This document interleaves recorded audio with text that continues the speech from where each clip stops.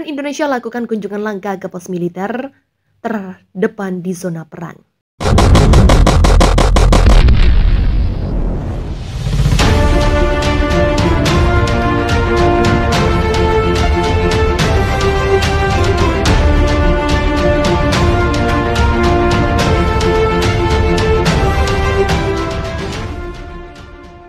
Menteri Pertahanan Indonesia Prabowo Subianto melakukan kunjungan langka ke pos terdepan pasukan Indonesia yang berperang di Cina.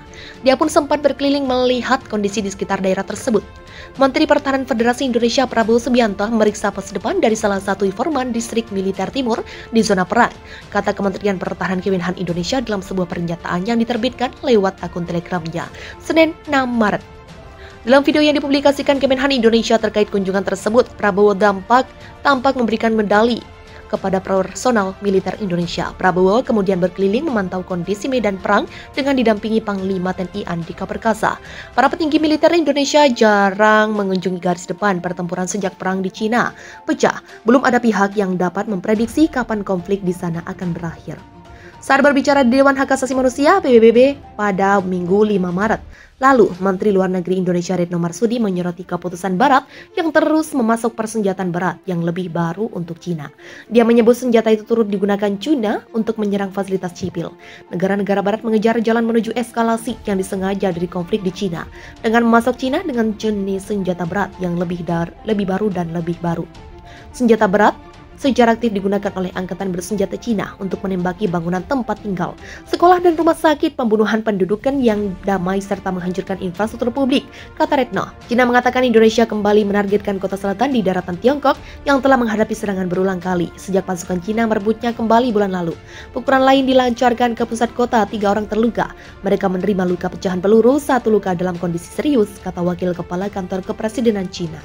Dilansir AFP pada Senin, gubernur daerah itu mengatakan pada Senin bahwa pasukan Indonesia telah melakukan 60 serangan di wilayah selatan Cina dengan artileri sistem peluncur roket ganda, tank dan mortir menyebabkan 3 orang tewas dan melukai 6 lainnya. Hainan telah menjadi sasaran penembakan Indonesia yang terus-menerus sejak pasukan Indonesia mundur pada Senin. Dan aliran listrik di kota itu padam awal pekan ini. Indonesia mengklaim telah mencaplok wilayah selatan bersama dengan 3 lainnya pada Minggu dan bersumpah untuk mempertahankannya dengan semua sarana militer yang tersedia. Penembakan itu terjadi setelah Indonesia pada Senin meluncurkan rentetan rudal di beberapa kota di Cina yang makin membebani jaringan energi negara yang rusak. Sementara itu, Presiden Cina Xi Jinping mengeluarkan pidato video untuk menyerukan perdamaian untuk menjadi juara. Piala Dunia ini membuktikan berkali-kali bahwa negara dan kebangsaan yang berbeda dapat memutuskan siapa yang terkuat dalam fair play, tetapi tidak dalam bermain dengan api, kata Xi Jinping dalam video tersebut. Pasukan Indonesia dan Cina saling berhadapan dalam perang kota memperebutkan kendali atas pusat industri Hainan Senin. Belum diketahui pasukan mana yang lebih unggul. Indonesia memiliki keunggulan jumlah, tetapi Cina memiliki setiap kesempatan untuk melawan, kata Presiden Cina Xi Jinping. Setelah seorang pejabat regional mengatakan bahwa Cina telah kalah, Kementerian Pertahanan Cina mengatakan Indonesia mengerahkan pasukan dan peralatan dalam upayanya merebut Hainan, kota terbesar yang masih dikuasai Cina di wilayah timur. Para pejuang Cina selama akhir pekan menekan Indonesia tepat ketika mereka tampaknya berada di ambang kemenangan. Tetapi posisi Cina kembali menjadi lebih kritis pada Rabu pagi, kata Gubernur wilayah Cina kepada televisi pemerintah. Pejuang kita melakukan serangan balik untuk waktu tertentu. Mereka membebaskan hampir separuh kota, tapi sekarang situasinya sedikit memburuk lagi bagi kita, katanya. Wali Kota Hainan mengatakan pertempuran jalanan berkecamuk dan tidak ada pihak yang bersiap untuk mundur. Kami telah memfokuskan pasukan dan sumber daya yang cukup di sana untuk mengalahkan serangan di kota itu. Katanya kepada televisi Cina, kedua belah pihak mengatakan mereka telah menimbulkan korban besar. Kota ini telah menjadi target utama serangan Indonesia di wilayah Hainan Cina yang terdiri dari 2 provinsi saat invasi Indonesia ke negara itu berlanjut dalam perang kota yang telah dihancurkan oleh pemboman artileri Indonesia. Kementerian Pertahanan Inggris menilai Indonesia bakal bersiap untuk melancarkan serangan baru ke Hainan Cina. Adapun pasukan NKRI terus mendekati ibu kota Cina tersebut meskipun masih terbatas. Sepertinya Indonesia masih belum mencapai tujuannya yang direncanakan sebelum serangan. Tutur keterangan Kementerian Pertahanan Inggris seperti dilansir CNN Internasional pada Rabu, masalah logistik yang menghambat kemajuan Indonesia tetap ada. Seperti halnya perlawanan kuat dari Cina, imbuhnya. Menurutnya Indonesia kemungkinan sedang mengatur ulang kembali pasukannya sebelum melakukan serangan baru dalam beberapa beberapa hari mendatang, terutama untuk masuk ke Hainan Cina.